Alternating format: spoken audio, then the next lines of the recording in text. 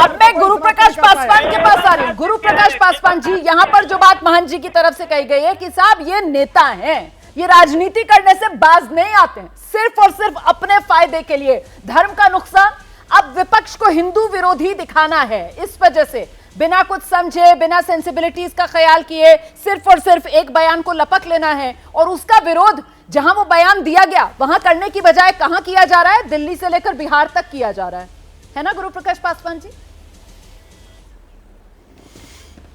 रोमाना जी, मैं बहुत देर से सुन रहा था और हिंदू विरोधी विपक्ष ये किसी को दिखाने की आवश्यकता है क्या? अच्छा, 2007 में मनमोहन सिंह कहते हैं इस देश के संसाधनों पे पहला हक मुसलमानों का है। थोड़ा उससे पहले जाइए आप, शाहबानो का केस, शाहबानो के केस में सुप्रीम कोर्ट ने क्या कहा था? सुप्रीम कोर्ट की कोई गलती थी कि मुसलमान समाज की तलाकशुदा महिलाओं को मेंटेनेंस मिलना चाहिए? इस निर्णय के विरोध में कानून कौन लेकर के आता है? तुष्टीकरण की राजनीति कौन करता है? तो विपक्ष हिंदू विरोधी है, ये आपके लिए न्यूज हो सकता है लेकिन किसी और के लिए न्यूज नहीं है। दूसरी बात, बार बार अभय दुबे जी कह रहे हैं कि दक्षिण में सनातन अलग है, हिंदू विरोधी के लिए जरूरी है मुसलमान नाम लेकर आना? गुरु प्रकाश पासवान जी, विपक्ष को हिंदू विरोधी बताने के लिए मुसलमान शब्द को लेकर आना जरूरी है आपके लिए? जी जी, बस क्लैरिटी देते चलिए ना, यहां मुसलमान की तो कोई बात ही नहीं हो रही।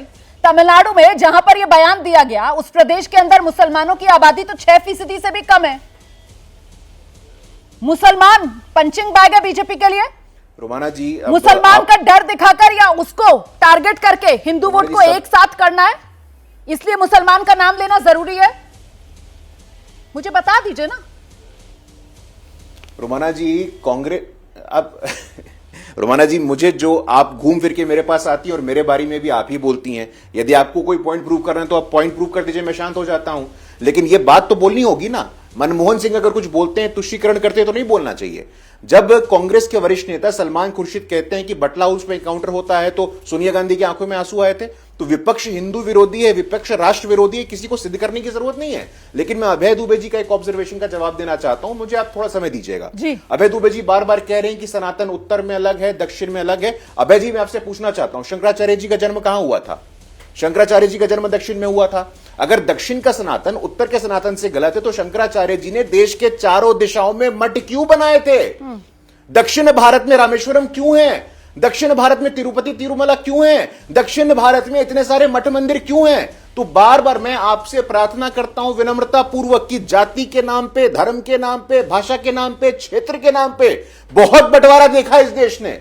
आप बहुत राजनीति हुई है इस देश में, कभी इसको लड़ा दो, कभी उसको लड़ा दो, लेकिन सनातन एक है। जम्बू द्वीप पे भारत खंडे हम कहते हैं तो उसमें उत्तर भारत दक्षिण भारत नहीं कहते हैं। इसको राजनीति से परे देखने की आवश्यकता है। जिस शंकराचार्य का जन्म दक्षिण के केरला में होता है वो उत्तर में मठ बनाता है, वो पूरब में मठ बनाता है, वो पश्चिम में मठ बनाता है, वो दक्षिण में मठ बनाता है। लेकिन इसके बावजूद कुछ पॉलिटिकल कंपल्शंस की वजह से, कुछ राजनीतिक मजबूरियों की वजह से यदि कुछ लोग सनातन धर्म के सर्वनाश की बात करते तो मैं चेतावनी देता हूं, सपनों में भी नहीं, सपनों में भी ऐसी बात आप सोचेंगे तो हम लोग खड़े रहेंगे। तो शक्ति यादव जी, ये मंडल की राजनीति को धार देने के लिए सनातन पर हमला कर दो तो फिर तो चस्पा होगा ये ठप्पा कि विपक्ष हिंदू विरोधी है। शक्ति यादव। रोमाना जी, मुझे थोड़ी सा वक्त देंगे जी। देखिए, सनातन धर्मावलंबी भारतीय जनता पार्टी सनातन का पैरोकार नहीं है। ये सनातनी फांसीवाद देश में थोपना चाहती है। अब एक बात बताइए, बुरा लग जाएगा, जितने लोग सनातन धर्म के मानने वाले हैं, ये मंदिर और मस्जिद, मंदिर और मठों में चढ़ावा अगर नहीं चलाए तो ये जो मुट्ठी भर सनातन के नाम पर दुकान चलाते हैं, इनके भोजन नहीं चलेंगे।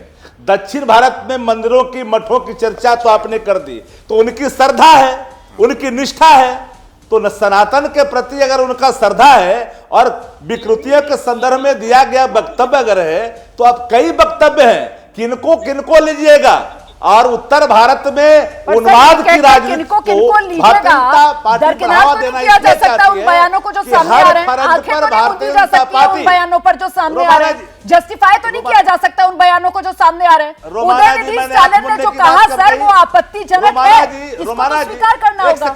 आपसे ही पूछ रही हूँ। रोमाना जी सुनिए, रोमाना जी सुनिए, मैं बोल रहा हूं, देवी देवताओं को शराब से तुलना भारतीय जनता पार्टी के नेता करते हैं तो इनका एक जन्मसिद्ध अधिकार है, इन पर कोई प्रतिक्रिया नहीं हो सकती। हमने साफ का आज आदरणीय लालू प्रसाद जी बिहार के नरेश हरियाणा अग्रवाल तब मंदिर में समाजवादी जाते पार्टी हैं, में थे। पूजा करते मेरे हैं, ख्याल से जिस उनका बयान श्रद्धा का का प्रकटीकरण का आप जिक्र कर रहे हैं उनका तब श्रद्धा का वो प्रकटीकरण बीजेपी है। में नहीं, तब लेकिन वो अगर कोई समाजवादी पार्टी में हुआ करते पर थे। दिए गए वक्तव्य को इतनी बड़ी आप उन्माद की राजनीति करिएगा, नफरत की राजनीति करिएगा, सनातन को कमजोर करने में भारतीय जनता पार्टी की जितनी बड़ी इस देश के अंदर में आरएसएस का हाथ है। चलिए मैं छोटे से ब्रेक के लिए यहाँ पर रुक रही हूं। जब लौटेंगे तो चर्चा इसी मुद्दे पर करेंगे कि ये सनातन के नाम पर राजनीति क्या चुनाव के लिए कारगर होगी ये रणनीति। पत्रकारिता कोई इमोशन नहीं है, ना अपना कोई ज्ञान देना है और ना कोई विचार थोपना है। पत्रकारिता क्या है? पत्रकारिता का मतलब है सही जानकारी इकट्ठा करना और तथ्य बताना। पत्रकारिता आज जितने महत्वपूर्ण दौर में है शायद पहले नहीं थी। इस दौर से निकलने के लिए सिर्फ सच दिखाने की जरूरत है, वो सच जो आपके हित को आगे रखे। इसलिए अब रात 9 बजे प्राइम टाइम नहीं होगा, ये आपका टाइम है। जगविंदर पटियाल के साथ देखिए पब्लिक इंटरेस्ट सोमवार से शुक्रवार रात 9 बजे सिर्फ एबीपी न्यूज पर। एबीपी न्यूज आपको रखे आगे।